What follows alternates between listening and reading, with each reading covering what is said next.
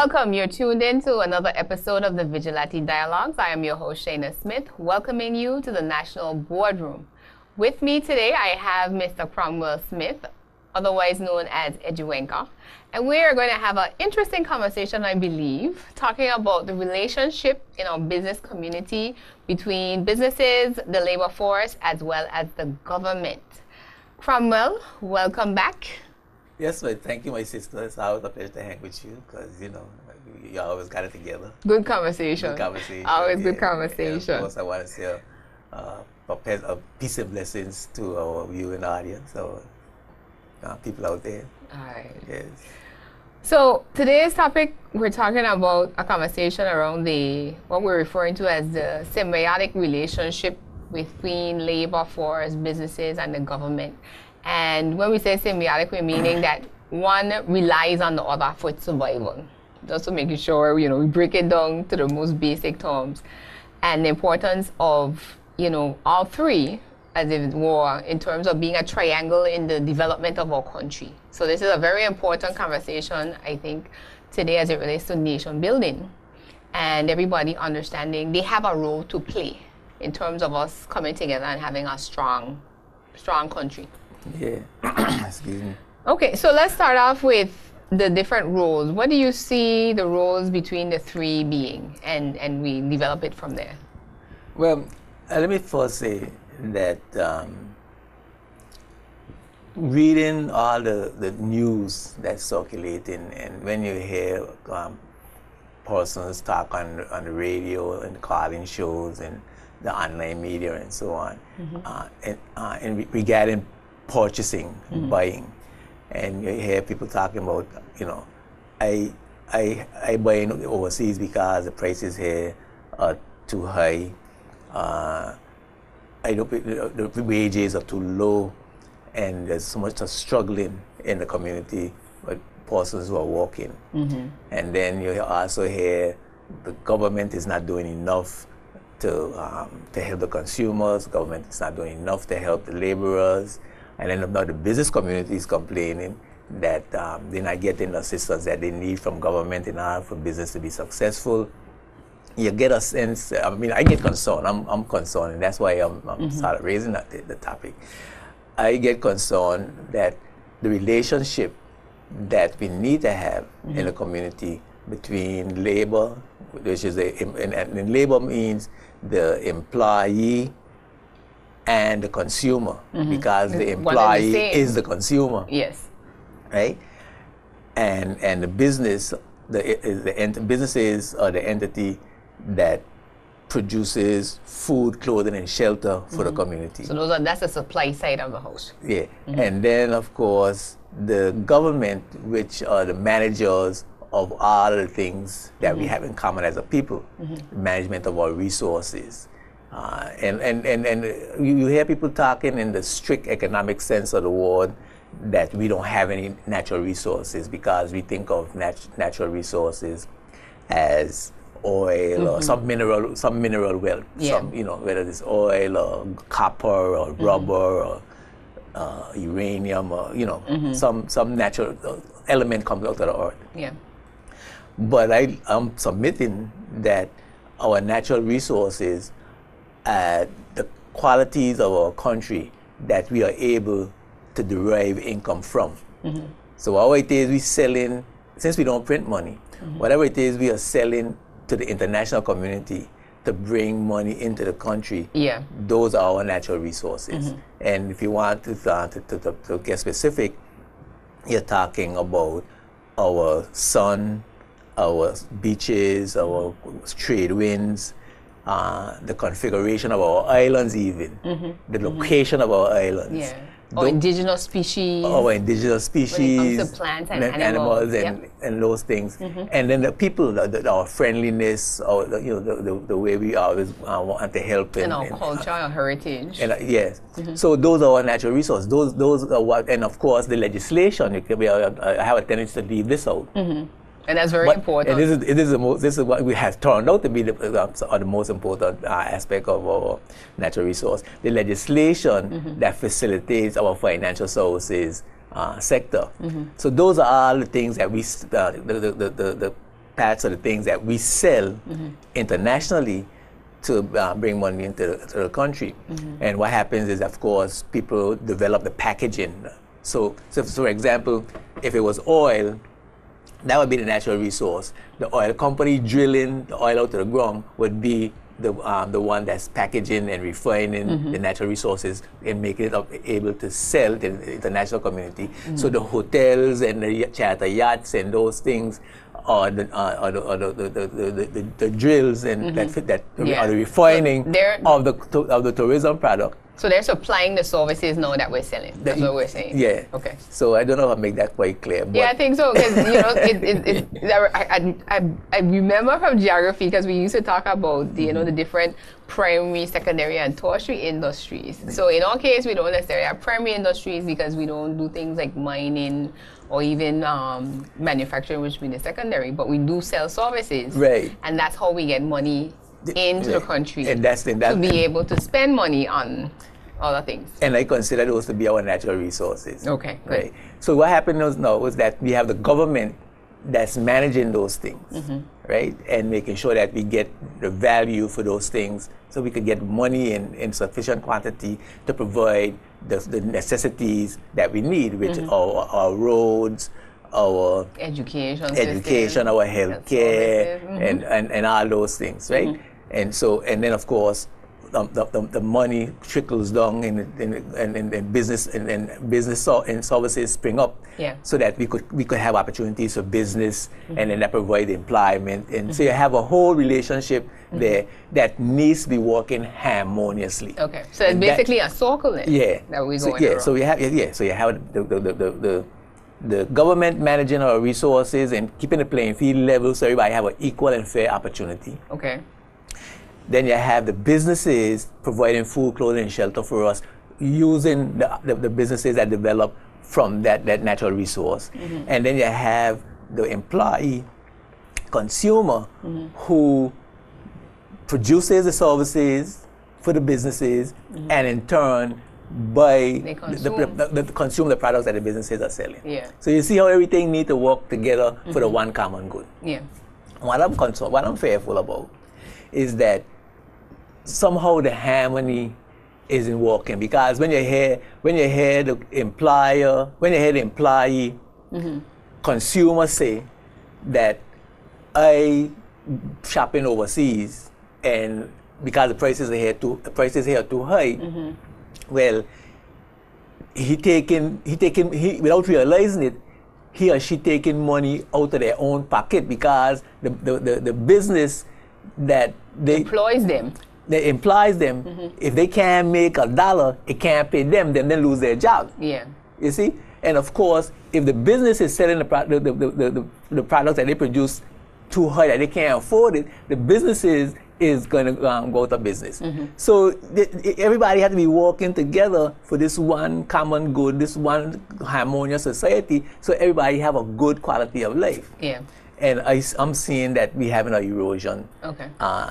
So is there a lack of understanding of everybody's role in this system? Because basically it's a system I'm hearing you describe. So just like with a car engine, you can have everything else in there, but if you don't have a battery, car's not going anywhere. If you don't have a starter, if you have a battery, you don't have a starter, it can't still ain't going anywhere. Yeah. So everything has a part to play within this system, and we don't think that this system is running like how it's supposed to. That's my perspective. I mean, and somebody else will say something different. I mean, they could correct me if I'm wrong, but I'm seeing that. And as a person living in a society and observing that situation, I feel like maybe I could shed some light on some of this, and that it's almost like the employer is not understanding his role, that he's a steward of the community. And say if you are an employer with 10 employees, you're basically responsible for 10 families, because the salaries that you're paying that employee, he buys food, clothing, and shelter for his family, right? So in a sense you got the responsibility. If you have 100 employees, you got 100 families that you're responsible for, down to the very children. So if the children can't buy a computer to do their homework, Yeah. or not doing, that's right, not doing, and therefore not doing well in school, then that child might end up in prison as a dropout from school, not getting a proper education, not getting the tools. They're not able to be employed. And they can't produce, not getting the tools for production. They're not being applied, then they steal, and then they end up in jail, and then your tax dollar as an employer, and then the rest of the employees are going towards building prisons to maintain unproductive citizens, which is your fault that they're unproductive in the first place. God, children don't born bad. That's my view. I know some people are saying that, they just come out bad. People come out born bad. To me, children don't born bad. They come out in an environment, they got a clean slate, and the society, the culture produces what they become. Based on the environment. And that's so interesting in terms of looking at it from that social aspect. Because a lot of times, again, we think business, we think the economy, but we miss the social part of it, because everything is tied together. Eh? So we're gonna take a break for a commercial and pick up on that point in terms of, when it comes to the role of business in our community. The gamut, I should say, as far as how it runs, and compare today to previous years, and seeing how things have changed and what are some of the challenges. So you're tuned in to the Vigilate Dialogues. Tonight I have on with me, my guest is Mr. Cromwell Smith, and we're talking about business, labor force, and government. And we'll take a word from our sponsors and be right back. Welcome back. You're tuned in to the Vigilate Dialogues. I am your host, Shaina Smith. With me, I have my guest is Mr. Cromwell Smith, and we're talking about, I would call it the business triad, businesses, the labor force, and government, and the role that they play in building a stronger Virgin Islands.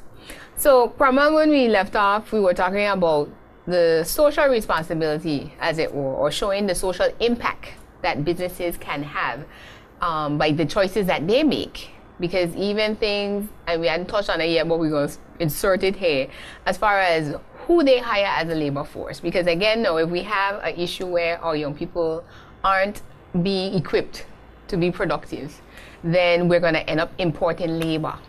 And what sort of issues do those types of choices make? Because now, businesses might be saying, well, these persons are more productive, is a less cost to them, and therefore they're looking at their bottom line and what would be good for them. But what kind of social spin-offs now do we see on those types of things? But I think the operative word that you use is social responsibility.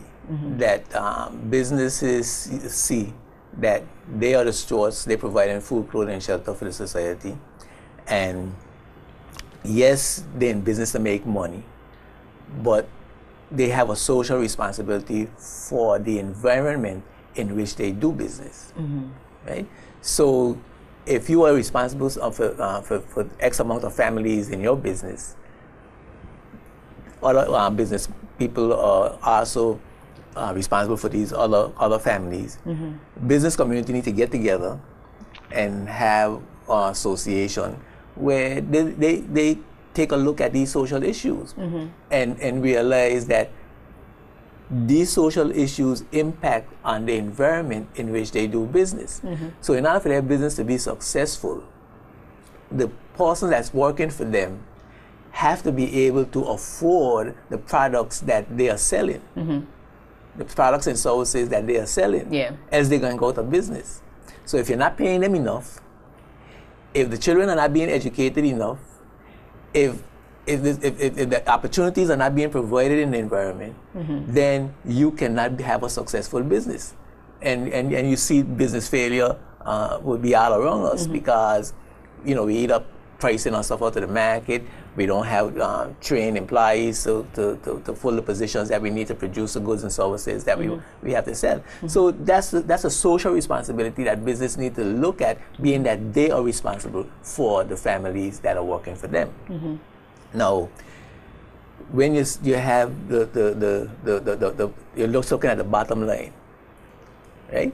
And you ain't taking into account the employees who are not making enough struggling to make ends meet, can't afford to buy the products that you sell, will naturally have to shop where they can stretch their dollar, where they can make ends meet and pay their bills, right? And it's happening now that with the advent of internet and international marketplace being available, so easily available, they are beginning to shop online. Yeah, wherever is convenient to them. Whatever is convenient to them. They're going to St. Thomas. So they're going to Puerto Rico, they're going to Miami, whoever could afford to do what, to get the best, to get the most value for their money, they are doing that. And so the business community loses out. Now the employee, have to also be mindful that the money that the community out of which they take their money becomes poorer. And the community into which they spend their money becomes richer. And if they don't support their local business, then the local business will not be there to hire them and their children when the children come of age to look for a job. You see? So that's why we say it's a relationship, a symbiotic relationship. It's a relationship that needs to be a harmonious one. And we all need to understand our roles. The business is the provider of jobs and services, the employees is the producers of the goods and services, and the consumers of the goods and services. The business got to make sure that the employees are happy and their families are happy so that they could be successful and make money and have the money circulating around through the territory.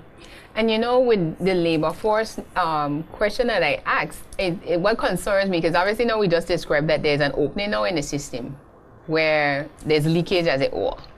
So whether it's money being spent in other, basically offshore, or even a situation where because you hire expatriates, they basically send home their money again to support their families. So there's also leakage in that regard as far as where this money is being spent. So you're actually now empowering or enriching a foreign country without even realizing it. And we all see the lines at Western Union and MoneyGram. Yeah, and that's why the other part of the question that I forget to answer. And you got to remind me from time to time.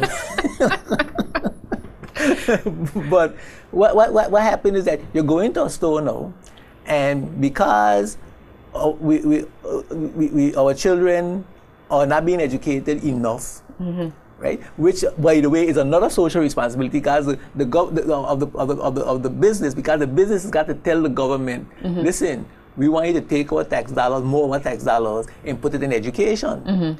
So that we could get trained people in our country to be able to walk in the businesses that we are developing. So when you're going to a business now, you see people from all over the world walking, and the local people who from here can get a job, and these are jobs that they can do, and they see them, and they see them, they can do them. So now the employees, the local employees, get disgruntled.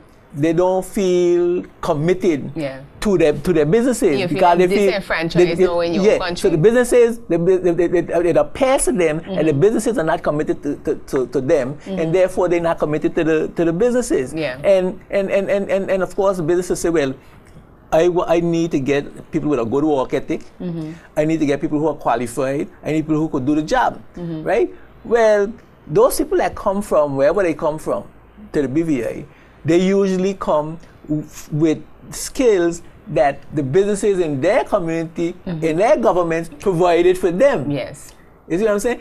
So you can't, when you say that your people ain't qualified, you have to realize that you did not insist that you get qualified. You didn't take enough interest in the political process to make sure that your government, who's supposed to be managing our affairs in common, who's supposed to be making sure that all resources go to the benefit and the development of the nationals of the country, who by birthright is owners of the natural resources. You know what I'm saying? by the fact that you're born here, you own the sea. You own a part. If it have 15,000 BVI landlords born here, right? You own 115,000 of the sea, 115,000 of the water, of the air, of the trade winds, of the yacht them sailing too. But you know, so by birthright, you have a share in this thing. You have a share in this thing. You're a stakeholder, as we like to say. So in our government have to make sure that as stakeholders, who are hiring them, who are paying them to manage those resources that we own, that we are reaping the benefits of those resources. And that's so the role of the government again is to make sure that the playing field is level, so everybody have a fair opportunity. The businesses providing the food, clothing, and shelter, and the employees producing, and by producing the goods and services that the businesses are selling, are able to consume whatever goods and services that they need in order to have a good quality of life, be healthy, have a home, have clothes, educate their children, have transportation, and so on. So when I see you as a businesswoman, Shaina, hiring people from all over the world, and I come to you and I say, Shaina, my son come out of high school next year. He wants to get in that field while you in there, that broadcasting field while you in there. Take him in and show him, and pay him something. And you say when he ain't got no qualification, instead of taking him under your wing and training him, you say he ain't got no qualification or he ain't got no experience. Instead of giving him that experience, like others do in other countries, you go and you hire him, and then I see that you hire somebody else for that job that my child could have, but now you want me to buy advertising on your station. You know what I'm saying? Be committed to your success when you ain't committed to my success. And that's where the problem comes. That's where the disharmony coming in. And so when I talk about it, when I fuss about the businesses being too expensive, the businesses get hard with me for cussing about being too expensive. And when I say the employees ain't committed to a good work ethic, the employees get hard with me for saying that they ain't committed. So it is, but that's the reality of the situation. But that's the reality of the situation. So so how do we correct that? And that's I think a key issue is that education and understanding of your role, of the various roles in the community, is what is important. The employee consumer needs to understand that if they keep spending their money out of the country, the job what they have is not going to be there for in the future. And what's there not being there for them in the future who gonna soon die, it ain't gonna be there for their children who come in after. Right? So they have to understand that.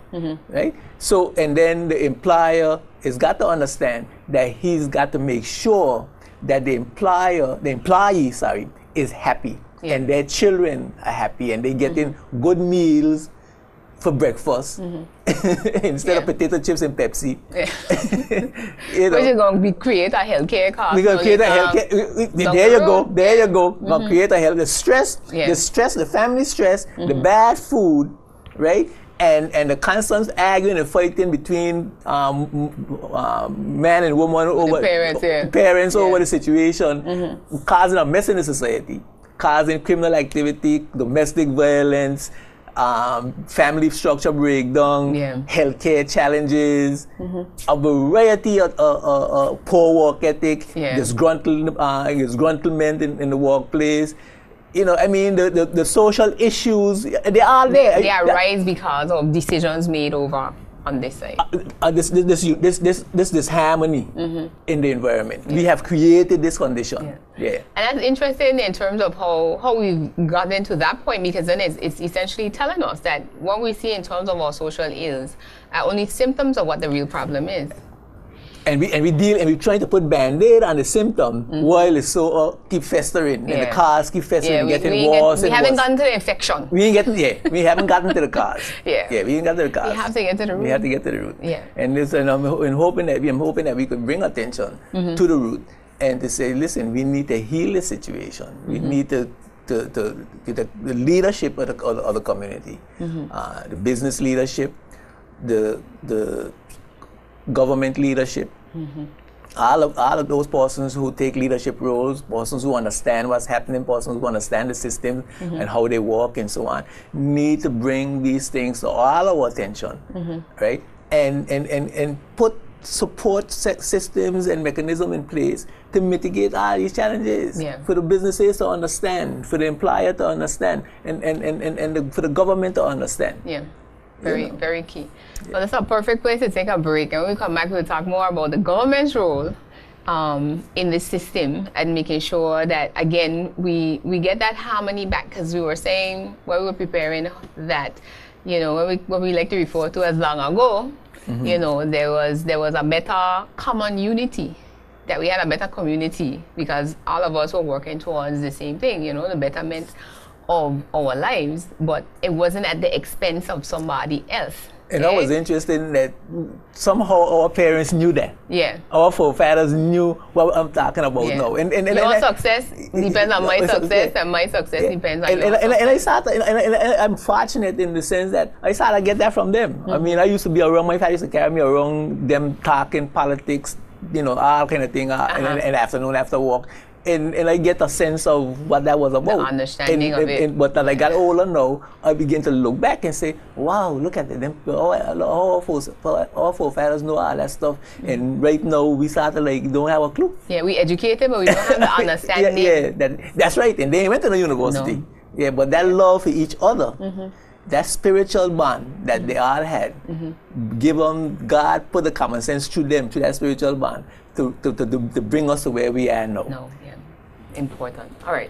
So we're going to take a break and get a word from our sponsors and be right back. Welcome back. You're tuned in to the Vigilate Dialogues. I'm your host, Shaina Smith. With me this evening as my guest, I have Mr. Cromwell Smith. And we have been talking about a very important topic in terms of the relationship between government, the labor force, and businesses. And Cromwell, we talked about the role of the labor force, which is actually employees and the consumers. And another consumer, actually everybody's a consumer in this system when you think about it, because businesses buy services and products from other businesses, and government also buys products and services from the business community. So, you know, everybody has dual roles to play, so to speak, except government. Government can only be government. But, you know, the businesses and the government can also be consumers that inject money into the system that helps us to continue to flow. Because then when we start to lose money in the system, then things start to slow down, and there's impacts, as we've been talking about, especially socially, in regards to negative social impacts on our community that everybody ends up paying for at the end of the day. Yeah, but you got to remind me of some of these things, because, you know, in the middle of sometimes I'll go off and then I'll forget, you know, so you got to remind me of some of these things. But as you talk about the government's role and one of the things that government need to be mindful of is, and especially economy, and especially in economies such as ours, right, where the government is the major employer, the major consumer, and the major distribution of the circulation of money, right? Based on the economy we have, because in our tourism sector, a lot of that money goes directly into the economy, into the business, in the economy. But in financial services sector, the majority of the money goes into the government. That we receive anyway, goes to the government. And so if the government receives 60% of the income that's coming into the country, then the government needs to spend that money in a meaningful way in the society to provide the services that we need, so that that money could circulate. You know, and the economy could maintain. Because then government isn't collecting money just to put in the treasury. it has to circulate. Put it out. It has to circulate. Because that's what's going to create employment. That's what's going to create business opportunities. That's what's going to create consumer spending, and so on.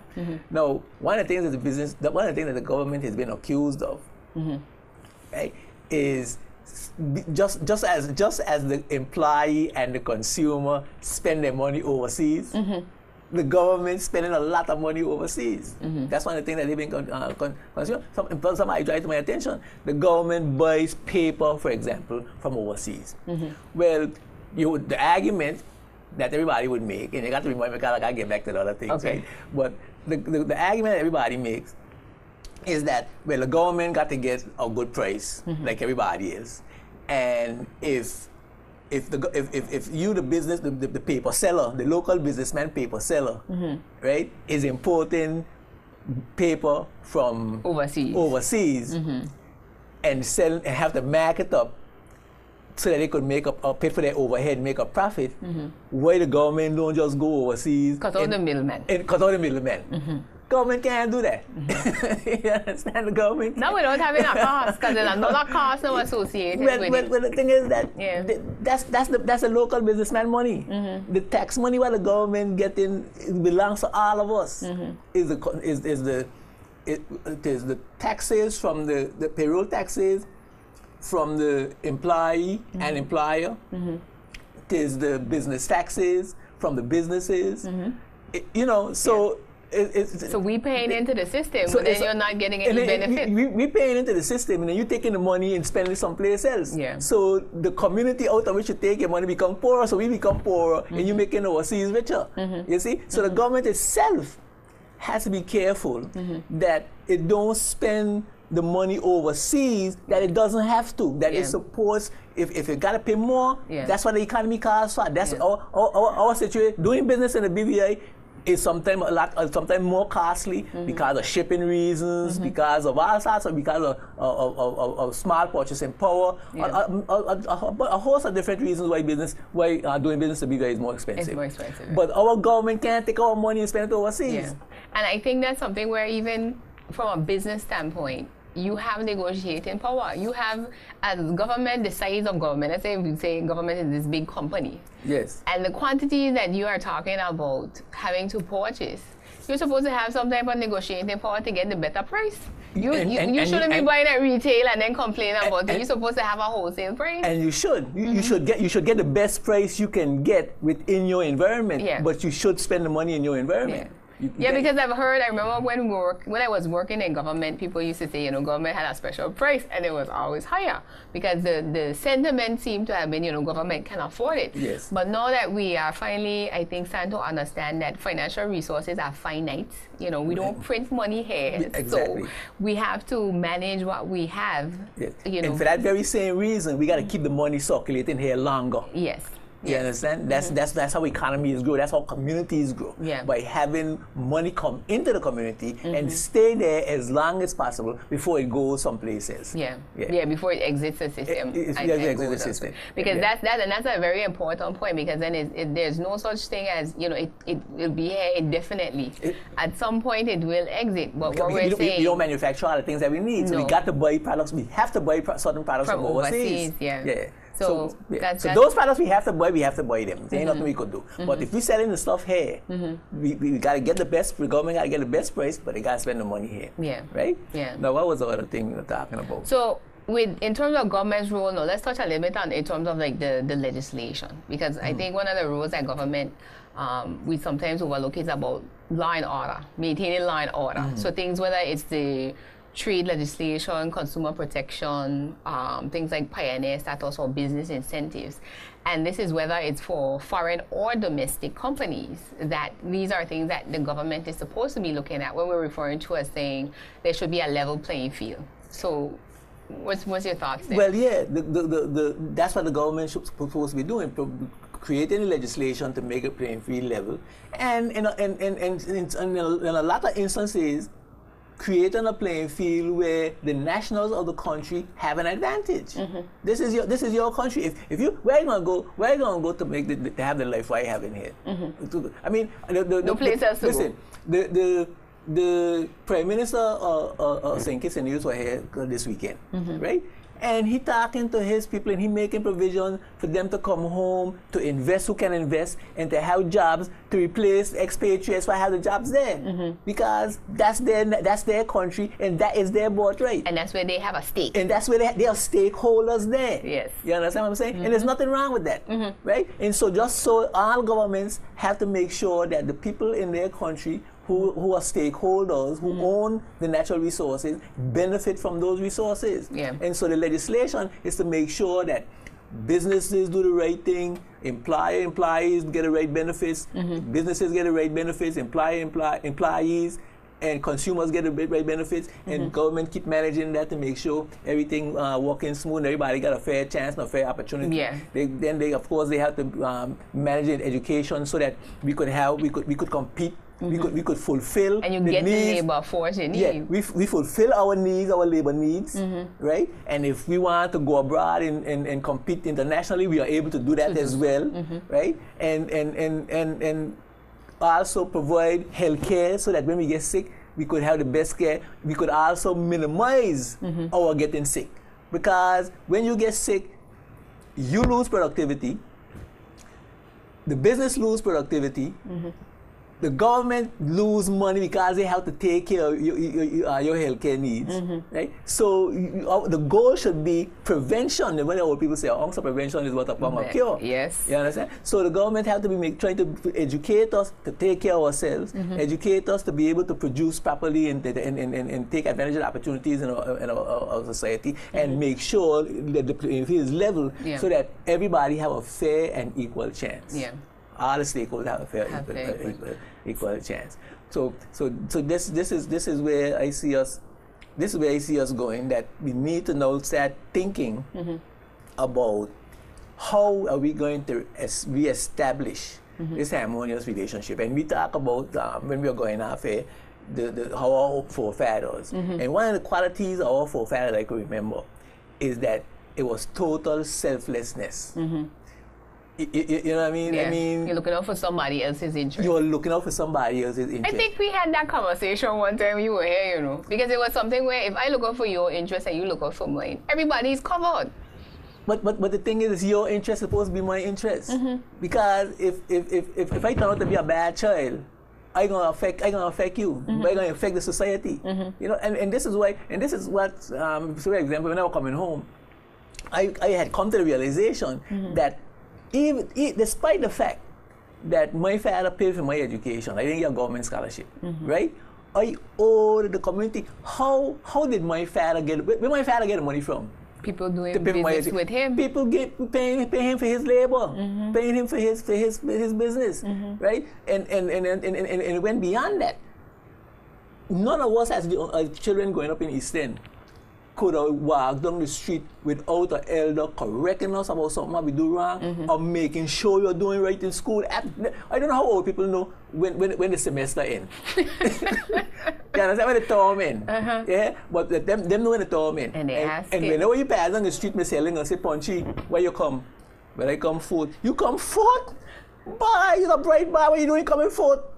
They ain't care whether you're bright or not. The fact is, them encouraging you, them letting you know do your best. That's not good enough. Yeah, that's not good enough. Yeah. And so in every community you went in, this is how we used to behave. And when Mr. Hammond came in Red Bay Wharf with a boatload of saying fish, Uncle Sam, who about 70 or 75 years old at that time, when he come down to the boat, he had to beg for no fish, you know, and he had to bring the money. Everybody know this is Uncle Sam, and Mr. Hammond got a strap of fish there. So you everybody there, give me 2 pounds, give me 2 pounds. Everybody there trying to get fish. Uncle Sam walk right around, go to the bow of the boat, and them hand his strap of fish, and he gone. Yeah. This is how we used to operate. You see, so that spirit there. Now the question becomes, in my mind, whether success and wealth and the common decency, human decency in a spiritual bond are mutually exclusive. Yeah. Can we be wealthy and look out for each other, or being wealthy mean we got to go for self? Well, if we take the Jews as an example, I think we have the answer. Yeah. And it's mutually inclusive.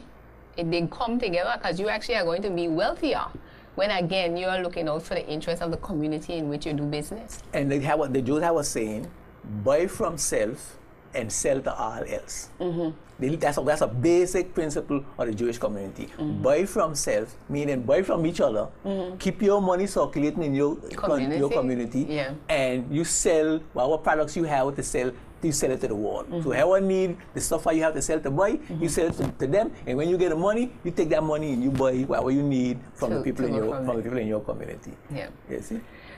Cromwell, we can stay and talk all day on this, so we're winding down now. Let's start talking about then the solutions. What are some of the things? I know for me, one of the key things that I'm hearing, which is what you have now embarked on, is starting the conversation. Yes. But I think there's going to be some need for more formal forums, as it were, in terms of businesses understanding, you know, what is needed or what the expectations are for them to even have greater success.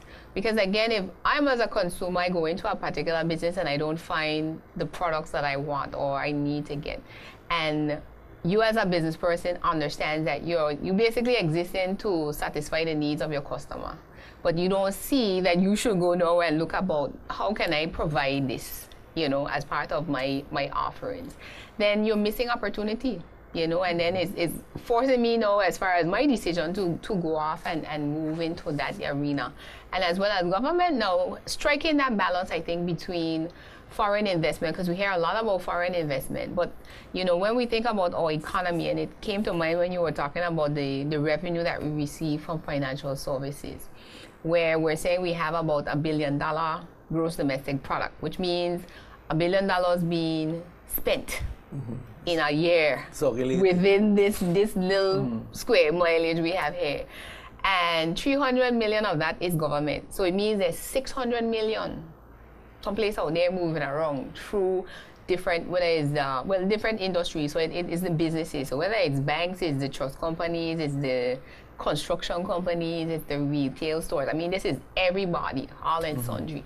That, you know, it's a bigger picture that we have to know, move our eyes towards in terms of what's actually happening. So what are some of the solutions that we need to start working on? Well, I think that the beginning is the discussions, right? The beginning of the discussions.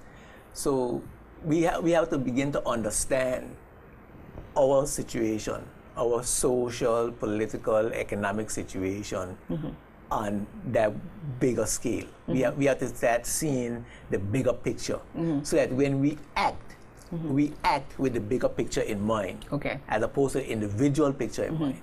So we had mentioned this where we're talking about having a national philosophy. So the national philosophy in this case now would be to empower our nationals. They empower each other. Yeah, that we have to empower each other. We have to, well, I have a basic philosophical principle / line where I say the economic opportunities developed in the BVI should be resolved for the people of the BVI, right? So that's simple. But then now you have the BVI as people living in the BVI, we have to understand what our individual and collective roles are. Now, when you mentioned it, the business community, for example, have the BVI-CCHA, the BVI... The Chamber of Commerce and Hotel Association. Chamber of Commerce and Hotel Association. That is supposed to be, I know that it is, but it's supposed to be a group of business people to represent the business community's needs to the government, right? And to the society, right? Now, so far, we don't have a employee organization on that scale that represents the employees, consumers' views to government, to employers, and to the overall community. Right? Now, that's called a union. And the average businessman don't want to hear nothing about a union at all. I mean, we as a people, we don't want to hear nothing about a union, because the union eventually turns into revolution. Yeah. You know, I feel a bunch of radicals. You're a bunch of radicals. right? But you could see, you could see, and one writer spoke about the capitalist system as a system that has the seeds of its own destruction within it. And what they're talking about is the disparity, the gap between those persons who have and those persons who don't. And so the persons who don't have unite now to make sure that they get a fair, their stake is become a fairer stake in the ownership of the natural resources, so and the benefits of the natural resources. So you create an adversarial position between labor and business and labor and government, and so you have this friction. That's where I see us going, and that is a danger that we need to prevent. Okay. You see, so if the employers is not going to take his stewardship, the employees are going to be forced to unionize. I mean, I already hear people talking about it. You know what I'm saying? Right now you got music union and talking about joining music union and the air. You know why? Because come August Festival, Emancipation Celebration, the international bands getting $50,000, $25,000, $30,000 to play for 2 nights, and the local band getting $1,000. They get paid right away. They get paid right away. They're waiting a whole year. You know, the local waiting a whole year. Yeah. And so they saying they have to protect themselves. That's what they're looking at. So if we come together as musicians and we say to the hirers of musicians, this is our price. Either pay all of us want this price, there's nobody working for you. Then you force, if they wanted to make money and to have music, they're forced to pay your price. No, you don't like that. Yeah. You have the power all the time when they wasn't unionized, and you wasn't taking care of them when you had the power. And now they're seizing some of that power from you and showing you what it means. Now you get hot. You see? So this is a kind of friction that develops when the system is not working harmoniously. And so part of the solution is the education. The beginning of the solution, I think, is education. That so that each group know and understand its role, and make sure that it's beginning to follow its role. So I think the businesses agreed to pay to have an increase in the minimum wage. So that was a good thing. So the business they're deciding what are we going to do to make sure that our employees are happy, that they're living well, that the children in the society are living well, because ultimately, if that is not working, it's going to be a cost to us.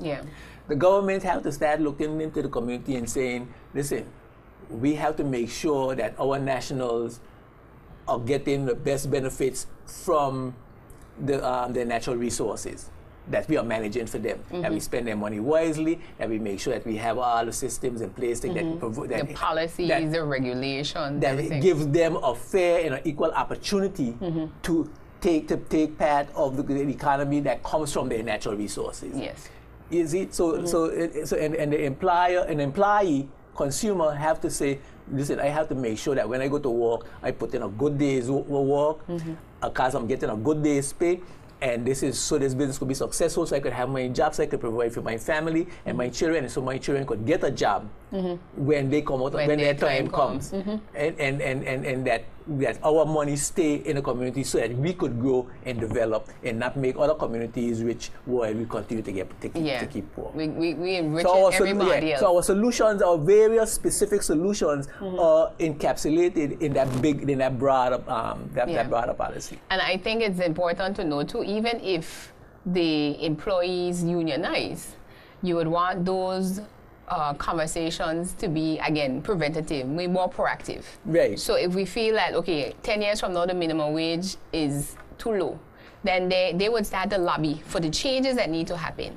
In the event that those responsible for it don't make those decisions, because then this also helps to balance and check the system. So a union leader, exactly. So a union leader, for example, have to go to the chamber of government, the chamber and government say, listen, we need let's have a meeting, let's have a tripartite meeting, and they discuss, well, things a little hard here for our employees. Yeah. And so we need to, how can we make sure that let's talk about this and come to a solution for everybody to succeed. Yeah. So but what we're happening now is that the employee consumer is going in from a weak position, right? The employer is dealing with the government from a weak position instead of a strong position, right? So everybody needs to understand their roles, unify, and say, listen, for the common good. Yeah. These are the things that we all need. The employer needs to say to the employee, listen, you need more productivity, you need to be more conscientious. And they hold their members now accountable. And you hold your members accountable. The labor say, listen, you're making a lot of money, you're making this profit here, they need to be shared more equitably, right? And everybody says the government, listen, you ain't providing these opportunities. You need, for example, I think we need to, we're under 10 o'clock, but before the Olympics become, for example, and when we were agricultural society, we never know nothing about tourism and think that anybody would want to come here to hang out in Lime and have a good time, right? And so when we decided that we wanted to develop, and I think Mr. South decided that, and his government decided that we're going to change from a agricultural economy into a service economy and make tourism the main pillar. He encouraged investors to come. So he created a thing called pioneer status, where you could, you get and the hotel aid. And the hotel aid, right? And so they could come, and so we encourage them. You could say in essence that we paid them to come, set up the packaging for the product, the tourism product, the natural resource, and sell it internationally, so we could get money here, so that we could progress. So it's money and jobs. Money and jobs. So that's 40, 50 years ago, 1964. That's 60, 70, about 50 years about 50 years, about 50 years now, right? Well, since then, look where we are. We're now known internationally. We got a good, our product is widely known. The question is, have the value for our natural resources increased? And are we still selling our natural resources for the same price we were selling them for in 1964? And should we get a raise? Should we reevaluate the value of our tourism and financial services sector, and instead of giving pioneer status for investors who now want to come to exploit the market, right, and exploit their benefit, should we get a better rate of exchange? Should we get more money for that product, for those resources? Definitely. And that's what we need. And if so, how much? And we fussing, and really, we shouldn't be fussing about the government raising accommodation tax. An accommodation tax that is 32 years old, 7% we charging for accommodation, a piece of the pie, our resources. That's what that is, right? We charging 7% for a piece of the pie, our resources. For 32 years, we charge that same 7%. And now we decide, 32 years later, to raise it 3%. To raise it 3%, and we making a fuss. Well, I think the fuss, and you and I had this conversation, and we go, and here, because we could definitely have to come back for a part two, but it was about, again, the sequencing, because we had the alcohol tax went up this year, and the minimum wage went up this year, as well as the accommodation tax. So the perception is that the cost of business now has increased dramatically, even though the source of where that particular fee will be paid, like you're saying, is something that be transferred to the tourists. Well, you can't lump all the taxes in one basket and say all these taxes, because the accommodation tax is being paid when you sell accommodation. Yeah, we understand that. It's not a deduction from your profit as a hotelier. Yeah, I know, but that's what I'm saying. The perception. The question is whether the tax is going to say to the tourist, "Tatola too expensive, we ain't going there again." That's where the problem will be, if there is a problem. But 3%. Yeah. And especially when you especially when you compare it to Anguilla, which is 10%, in other places. I mean, the Bahamas I think is 17%. And when you go to Bahamas, I mean, if you sneeze, you pay 17%. I was surprised at how much taxes they had. If you sneeze, you pay 17%. Everything. You go to buy a shot, you pay 17%. If you room, you pay 17%. If you go to a taxi, you pay 17%. I mean, yeah.